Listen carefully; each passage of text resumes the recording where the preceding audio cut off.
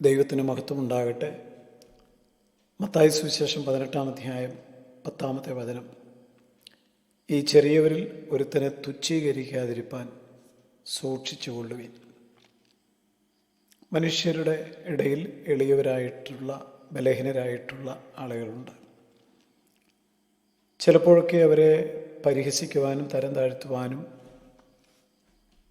ആളുകൾ തുനിയുന്നുമുണ്ട്. എന്നാൽ ദൈവത്തിൻ്റെ വചനം നാം ശ്രദ്ധിക്കുക. ചെറിയവരിൽ ഒരുത്തനെ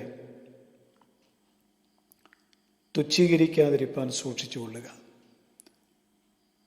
തുച്ഛീകരിക്കുക എന്ന വാക്കിന് നിസ്സാരനായി കാണുക, അവഗണിക്കുക, വില കൊടുക്കാതിരിക്കുക, ചെറുതായിട്ട് കരുതുക, ബഹുമാനിക്കാതിരിക്കുക, ഇവൻ ഒന്നിനും കൊള്ളില്ല എന്നുള്ള മനോഭാവം വെച്ച് പുലർത്തുക, ഒരാളുടെ മൂല്യം മനസ്സിലാക്കാതെ പെരുമാറുക.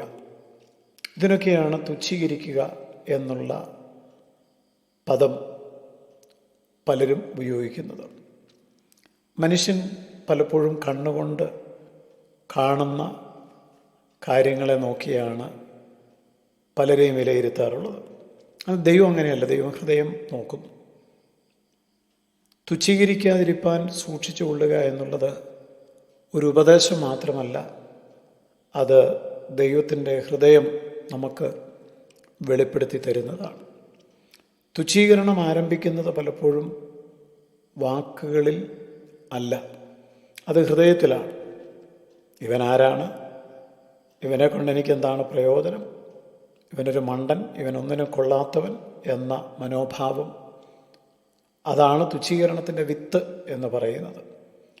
അതൊരു വ്യക്തിയിൽ വളർന്നു വരുമ്പോൾ പരിഹാസമായും അവഗണനയായും പുച്ഛമായിട്ടും ഒക്കെ മാറുന്നു.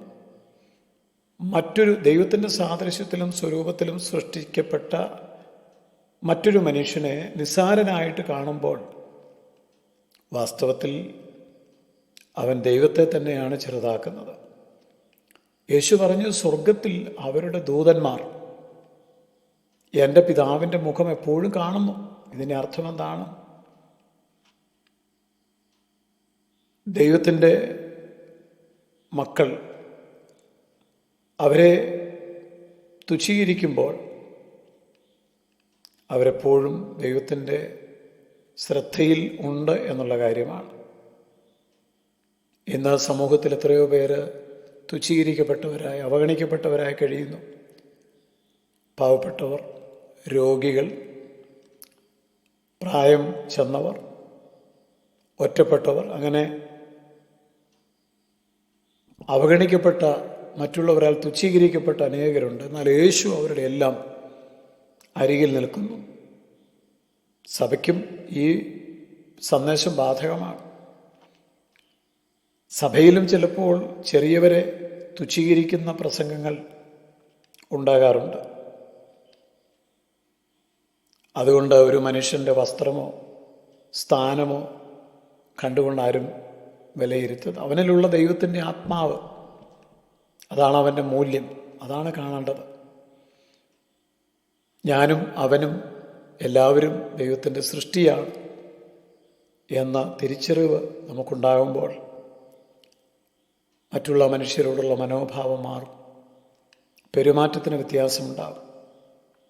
യേശുവിൻ്റെ മുന്നറിയിപ്പ് സൂക്ഷിക്കണം, തുച്ഛീകരിക്കാതിരിപ്പാൻ സൂക്ഷിച്ചുകൊള്ളുവിൻ. ഒരാളെ ചെറുതാക്കുന്നതിന് മുമ്പ്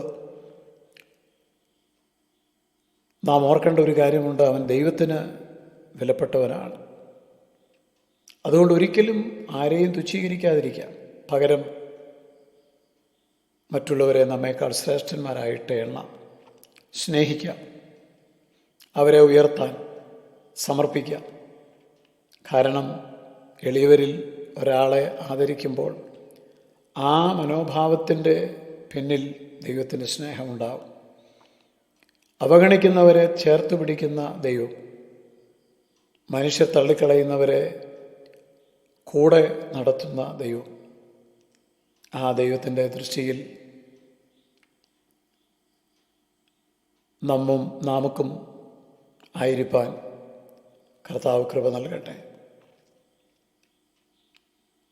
ഈ സന്ദേശം കേൾക്കുമ്പോൾ നമ്മെ ആരെങ്കിലും വില കുറച്ച് കാണുന്നുണ്ടെങ്കിൽ ദൈവത്തിന് നാം വിലപ്പെട്ടവരാണെന്ന് ചിന്തിക്കുക.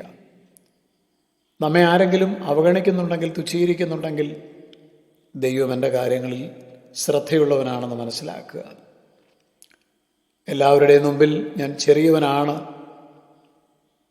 എന്ന് നമുക്ക് തോന്നുന്നുവെങ്കിൽ ദൈവസന്നിധിയിൽ നമുക്ക് വലിയ സ്ഥാനമുണ്ട് എന്ന് വിശ്വസിക്കുക.